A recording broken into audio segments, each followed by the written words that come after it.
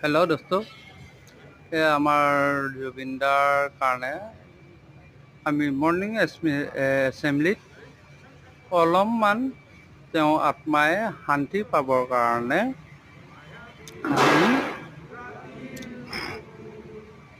আমি ভগৱানৰ ওচৰত প্ৰাৰ্থনা জনাইছোঁ।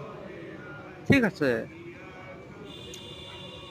তাতে যদি ৰাইজে ভুল ভ্ৰান্তি ধৰে মাফ কৰিব। ঠিক আছে, কালি আমাৰ ওচৰৰ পৰা জুবিনদা হৰাই গ'ল।